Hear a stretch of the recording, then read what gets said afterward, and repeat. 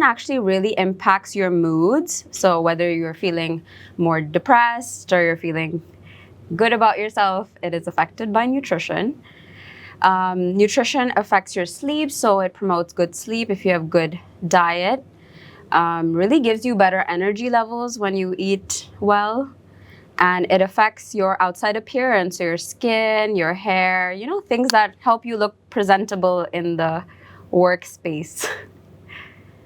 Some other reasons why you should care about your diet is that the main things that Pakistanis really struggle with in terms of health is heart disease. So Pakistanis have a very high rate of heart disease. When you don't focus on your diet, you can start to accumulate plaques in your arteries. It can cause heart attacks and strokes, and that's something that a lot of Pakistanis unfortunately struggle with because they culturally were not really taught the right ways to eat. In general, we have a very high oil diet, so we eat very oily foods in our diet that can cause more cholesterol buildup in our arteries. And then osteoporosis is another big concern, especially in women. This is a big disease. Many people don't know that this is a big issue in Pakistan, but it's basically the weakening of bones, which is caused by a lack of minerals and vitamins, which can lead to really just the weakening of bones can lead to fractures, curving of the spine, and general mobility issues in adults. So we'll start with the basics of nutrition, just for a deeper understanding, a general understanding of what food is about. So calories, what is a calorie? Maybe some of you guys have heard about what calories are. Who's heard about calories? Who's counted calories? Some of us, okay.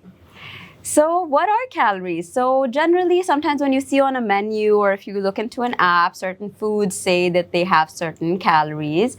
And if you're trying to lose weight, you try to eat things that have less calories. Basically, what a calorie is, it's a unit of measurement of the energy in food. This is the technical definition. And then in simple terms, calories tell us how much energy we get from eating and drinking different foods, okay? What are macronutrients? Have you guys heard about carbs, proteins, and fats? Raise your hands. Yeah, carbohydrates, proteins, and fats. So we need all of them in our diet, and different foods have different, they fall under either carbs, proteins, fats, or a combination of them. So here's pictured beans and dals, for example. They fall both in the family of proteins as well as carbohydrates. Other food we tend to think more of as carbohydrates are like breads and rice. And for fats, nuts and seeds generally fall within the fats category. But somewhere in the middle between fats and proteins are cheese and dairy. They have both fats and protein. So sometimes it's a combination of food, but people tend to think, oh, this is only carb and this is only protein. But there's a lot of foods that fall in between as well that also have the different macronutrients. So carbs we need as they're our body's main source of energy. They provide fuel for our muscles, brains, and organs and support our daily activities. Our brain's primary fuel source is carbohydrates, and we use a lot of our energy through our brain. So as working professionals, you have to use your brain a lot to get things done. So make sure that you're having healthy carbs in your diet and don't cut them out unnecessarily. And carbs also are very necessary for gut health. They contain fiber, okay? Another macronutrient, proteins, they're really essential for building and repairing tissues, enzymes, hormones, and general immune function.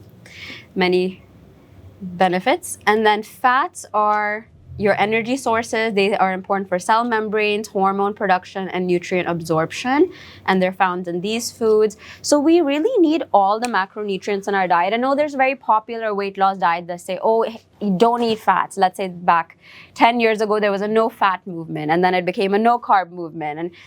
And those diets are not healthy and they're not sustainable because your body needs these things and you have to have all of them in your diet. So you can't have none of one of the food groups. You really need to have them all in the right amounts.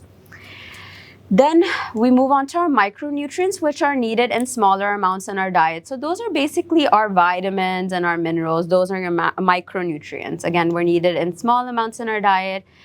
an example of what an orange contains. So a little bit of fat, protein, and mostly carbohydrates. This might shock people. There's a little bit of fats and protein in here.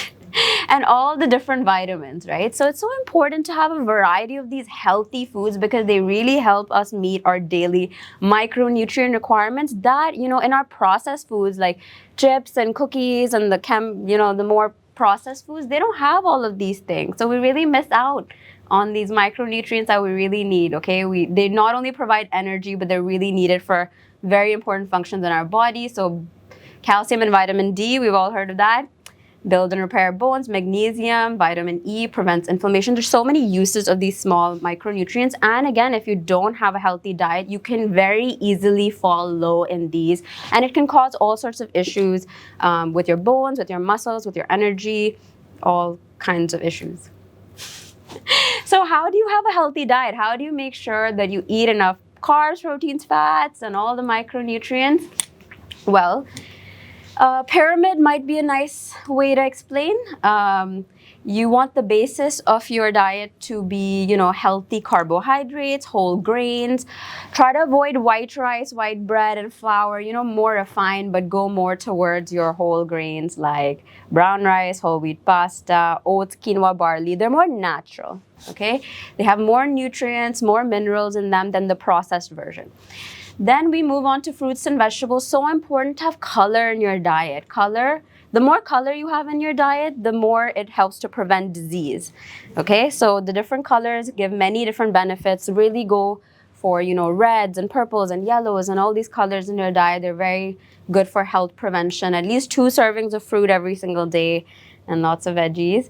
Then we move on to our protein, mostly found in our meat and alternatives. So dal, chickpeas, beans are plant-based protein. Animal-based protein are chicken, beef, mutton, fish, prawns, eggs, and these. A lot of people, they want to know, how do we maintain our high protein diet? We're working out. Well, eat these foods, your plant and animal proteins. If at any point you want to take pictures of the slides, go ahead. You're more than welcome to. And then vegetables and fruits, healthy fats. Here are some of the healthy fats. Really important to have healthy fats in the diet, okay? Because they really help in your immune function, your hormone function, and they, again, fight inflammation inside the body, many protective effects. So here are some sources of that. Foods to limit for a healthy diet. So here are some foods that